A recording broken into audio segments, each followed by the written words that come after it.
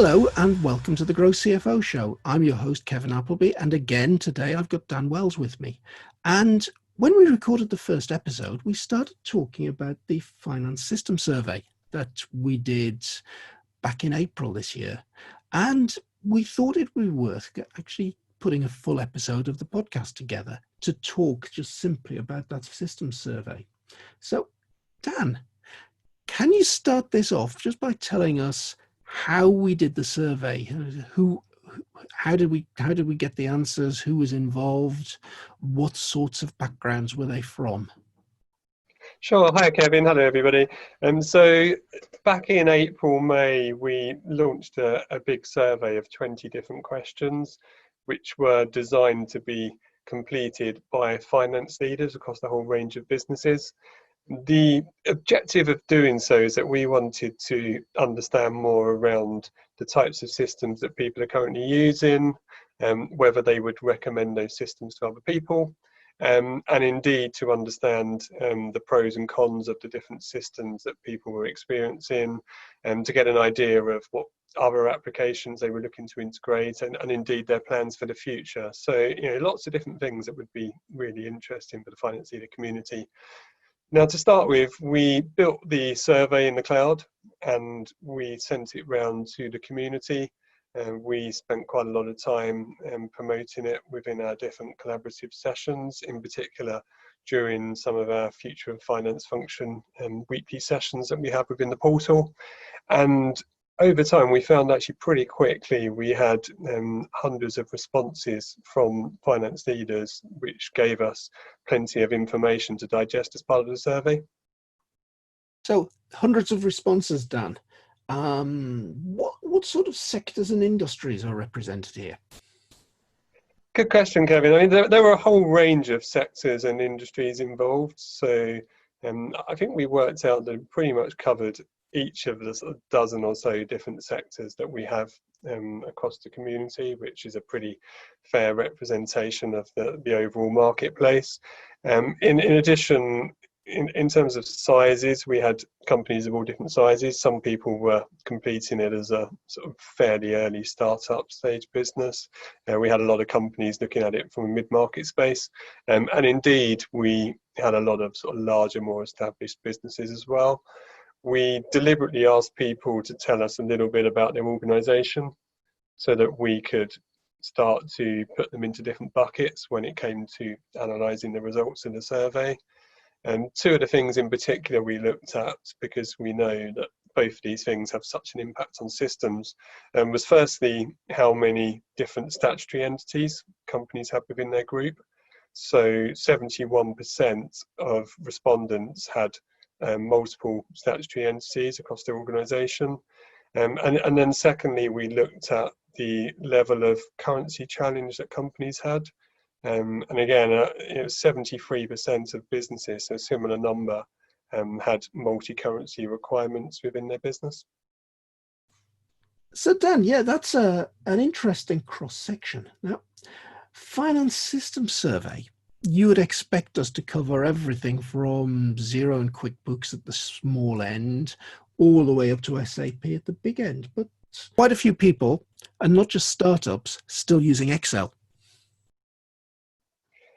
That's right, Kevin. It was really surprising actually just how many people are still using Excel. We knew there were still a few people out there doing so, but actually, quite a decent number were still using it. And actually, for us, we found that it was often because people couldn't decide what system to replace Excel with. I think that Excel is something that's obviously been around for a long time, and people have built up a lot of expertise in using it. And not only have they invested significant time and effort to train themselves to get the most out of Excel, but it's also something that people trust and they just feel very comfortable using. So even if there are other systems out there that could potentially do the same thing in a more automated manner, I think people just feel that it kind of does the job, and if it's not broken, why fix it? I must admit, I still end up, if I'm doing accounts, say for our sports centre, I still end up using Excel an awful lot, even though we've got Xero as the accounting system, because the report you get out of Xero never seems to be quite the thing that you want to present to the trustees to tell them what they need to know. So I think there's always going to be a place for Excel around systems like Xero or QuickBooks. They're not the answer to everything, but I suppose that takes you into that small business space. Which system ends up being dominant in the small business space, Dan?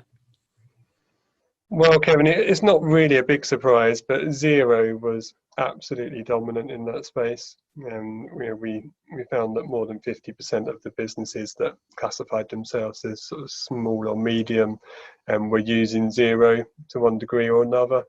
And that's quite interesting, actually, because Xero obviously can offer a lot of interesting things for businesses. For example, there's a lot of pre-built integrations in there, because they've worked with a lot of third-party software providers to automatically integrate those systems together without companies needing to employ software developers or get in-house expertise to do so themselves. And so I think Xero has brought in a lot of benefits. I think some of the challenges that people did have around Xero as they scaled up to become more large and complex was around its ability to deal with multi-currency, and certainly in a more complex environment. And indeed, we found that most Xero users were still doing their consolidations of their group statutory entities within Excel by downloading each of the individual company ledgers and then doing it manually in the traditional manner.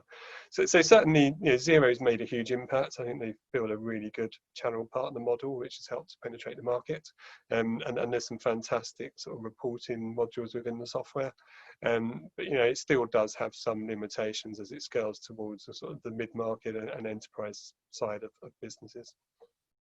That's fascinating that people are still using the spreadsheet for the consolidation.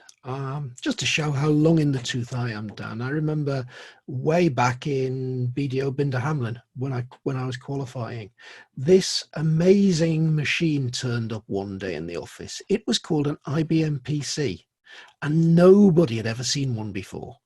And it had this lovely piece of software on it.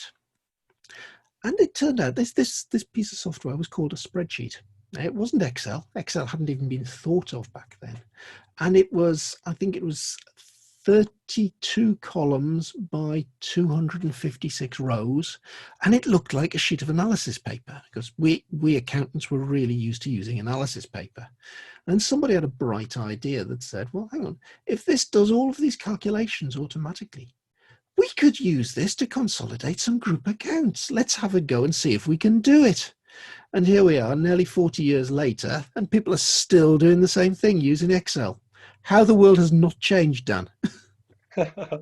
Indeed, Kevin, and it's interesting because I talked about consolidations there, but actually a couple of weeks ago, aside from the survey, we asked our GrowCFO community whether they were using Excel or systems to produce their sort of cash flow forecasts and to perform all their cash management processes.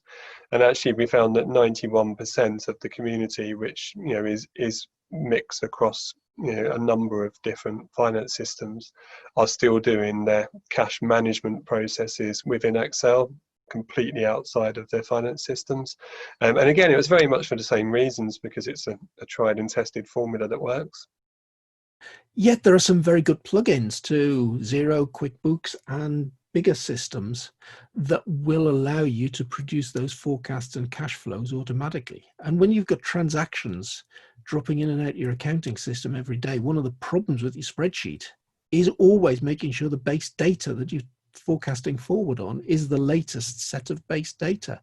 So intuitively, I would have thought that was one of the areas that could be most easily automated and improved by cloud systems. Yet, as you say, we've still got a huge percentage of folk doing that manually using Excel. That's right, Kevin. And I guess we were surprised by the level of results. I mean, we expected a number of people to still be using spreadsheets, but probably not sort of over 90%. And when we asked people why, because we did hold a separate debate on this, and it was a collaborative event across the community, and people gave a number of different answers, but the key themes coming out of it were the fact that, firstly, they felt that there were a lot of industry challenges, which meant that maybe some of the systems out there wouldn't be able to cope with some of the industry specifics within their business. They also had a lot of customers who were on differing terms of conditions, and that made it quite hard to sort of simplify their processes into something that could easily fit into an off-the-shelf system. And also, obviously, at the moment, there's so much concern around cash and liquidity.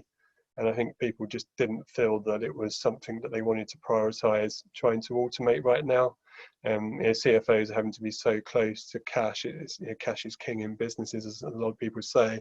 And therefore, they just felt that even though it involves a lot of sort of manual input and time from them, it just kept them closer to the numbers and really sort of in control and understanding what was happening. This is it. And changing a system or changing part of a system is not a small task. And if it's something that because it was the crisis that we've just come through, you need every day of the week. And I've certainly been talking to CFOs who are updating their cash flows on a daily basis. That's not a period during which you want to change the way you put that cash forecast together. It might be a hard work to get the forecast out. It might take you most of the day to update it, but you may take a couple of weeks changing system, and then there's no guarantee you've got that system set up correctly to produce you the right results. So yeah, that is a very, very tricky area of business change and not one to think about in a crisis. So Dan, we talked about the small business end and Xero being dominant, and an area of the accounting systems marketplace that I don't really know, the mid-market area. What are mid-market firms using these days?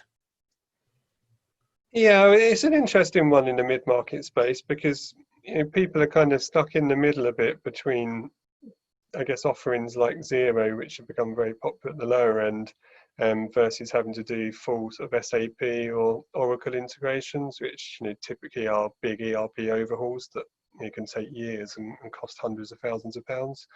So we had a lot of businesses answering this one, and actually the two that came up, which I guess one was a surprise, one wasn't, but Aqilla and then NetSuite.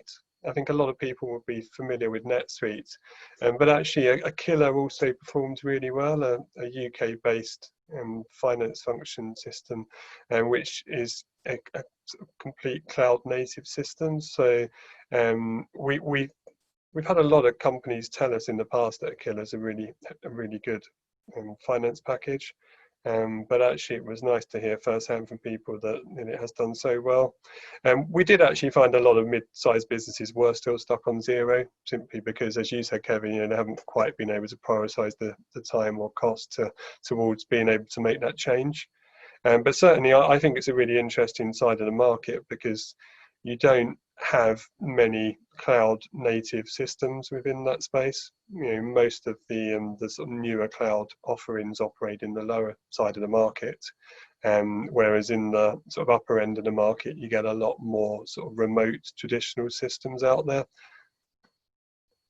So you normally think about one or two players in this piece of the market, and there's Microsoft Dynamics, and then being a Geordie, I've got some bias towards a little Geordie upstart called Sage. Did we see much of those? So I guess the most popular Sage product was Sage 50, which a few decades ago was doing so well in the lower end of the marketplace. I think it's fair to say that nowadays, whilst the offering has evolved, I think Xero's sort of taken a lot of market share from Sage, and certainly that was reflected in our results. And Microsoft Dynamics is definitely still around. It's definitely a system that a lot of people are still thinking about, and a lot of people who I talk to, they are thinking about whether to go for NetSuite or a Microsoft package. So it's definitely out there, but actually it didn't have as high representation as maybe we'd expected. So, top end of the market, is that still very much SAP dominant, or is there any change going on there, Dan? It is, Kevin. I mean, SAP are still doing really well. A lot of people are using Oracle. Workday's also featured quite a lot in there as well.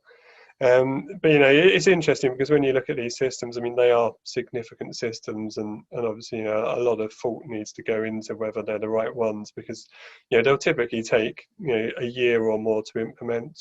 You're probably talking in excess of £250,000 to put them in. So there's a lot to think about there, and yeah, it'd be interesting to see over time whether anything else comes out to really challenge those big players in that space. So any big issues that really came out of the survey, Dan, that surprised you? I think one of the interesting things for us, Kevin, is that 70% of the community are using cloud products, but actually that still leaves sort of 30% who are using on-premise solutions. And whilst there's no reason not to use an on-premise solution if you're happy to incur the cost and have the continued sort of maintenance and upgrade requirements, it was interesting that actually there's a lot of impact as to which offering you go for, and we're certainly finding that a lot of people are thinking about how they want to integrate different systems together now. Finance functions, whilst they've got the word finance in them, actually they're not just processing financial data anymore. And there's a lot more non-financial data that CFOs and their respective teams are becoming responsible for. And we're seeing a huge amount of integration requirements in order to automate the workflows of those data between the finance function and the rest of the business. So, I think people need to think long and hard around whether you want a cloud-based offering or an on-prem solution, and therefore the consequences in terms of whether you'll need to use sort of pre-built applications to integrate those systems together, or indeed whether you need to use APIs with sort of third-party software developers. And that whole area of APIs and integration, I think, was one that surprised me, Dan, that there's still 30% of the folk that responded to the survey have done no integration at all at this point. So we're seeing quite a varied level of maturity at what's out there at the moment. It's by no means a level playing field with everybody's finance function doing fantastic stuff. That's right, Kevin. We asked the community recently in a separate poll when they expected the majority of businesses to have fully automated their financial processes. The options we gave them were sort of 2025, 2030, 2040 or 2050. And the vast majority thought it would be in 2030, which clearly is still 10 years away. And I think a lot of people sort of maybe felt that it should move quicker than that. And I suspect if you looked at it simply from a technology capability perspective, certainly the offerings are already around and improving rapidly to allow you to do it much quicker than that. But I think what it really highlights are two things. Firstly, that it's quite difficult to change your culture and get people's buy-in to completely change the way that your business processes operate, in particular given the current business environment that we're experiencing. But secondly, actually, there's a lot of emphasis on the CFOs here, and many of the more experienced CFOs, these systems will be very new to them, and they're not necessarily all experts in terms of being a technology advocate. So it's not just about having the technology and systems capability, it's about having the right skills and expertise and focus within the finance functions to know how to simplify your processes and really make the most of the technology that's out there. Yeah, that's one of the huge challenges that's around for the CFO at the moment. You've got to have this knowledge of not just your current systems and the way they work, but some idea of how you can evolve those, because a lot of those things will involve changing the way the business operates and potentially saving a lot of money, getting faster and better information. So in turn, that means as a CFO, you've got to have a load of change management skills to do things, as well as sitting there being the strategic business partner of the CEO. So what we see there, Dan, is just that huge challenge of all the stuff you've got to have in your toolkit to be a great CFO that nobody ever taught you to pass your exams. I think one of the things that surprised me was that 66% of responders rated their software sophistication lower than 7. 64% of responders with multiple entities said their software cannot manage consolidations. 43% of responders with multi-currency requirements said it performed average at best. So it feels like there's a big space for improvement there.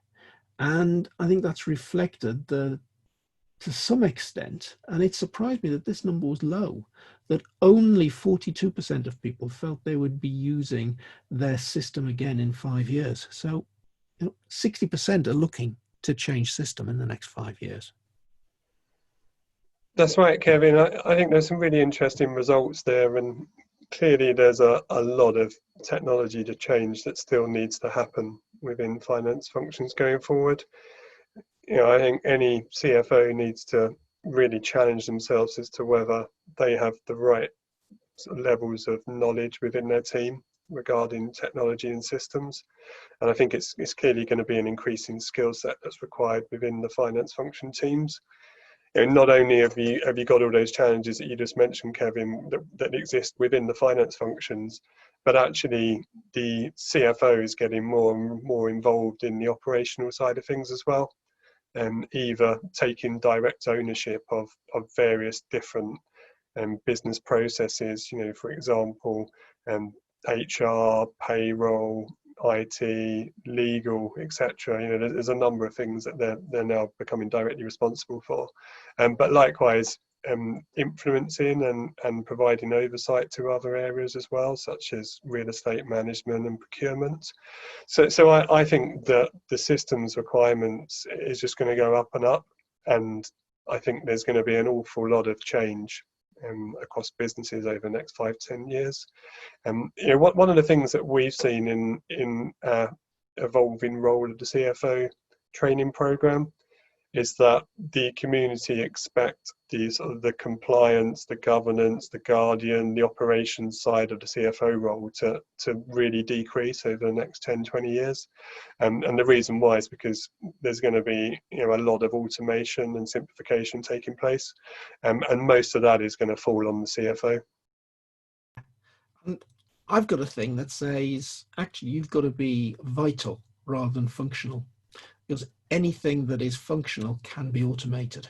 So you've got to be a vital part of your business team as an expert in how to change, an expert in looking at strategy going forward, an expert in managing people, an expert in interpreting the results, because all of those skills that are associated with generating the result and the financial control and governance and so on just won't be necessary. They'll be automated out of existence. If we can have self-drive cars, we can certainly have self-drive bookkeepers. Absolutely, and it's interesting because you quite rightly talk about automation, Kevin, and clearly that's something lots of people are looking at.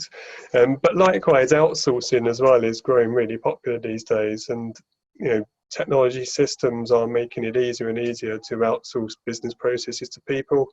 And there's a lot of third-party service providers out there who have got really strong technological capability. And actually it can be much cheaper and efficient all round to simply plug in their solutions to your existing business processes and therefore outsource the entire process to them. Absolutely. So Dan, I think we could go on for a long time talking about lots of different aspects of future finance. I'm sure there's lots more that we can cover off in future episodes, but I think that's a good canter through the finance systems survey for today. If you want to find out more, you can come along and join us at growcfo.net. and sign up and join the portal and take part in the discussions and the various forum sessions that go on. But today, I've been Kevin Appleby. And I've been Dan Wells. Goodbye. Goodbye.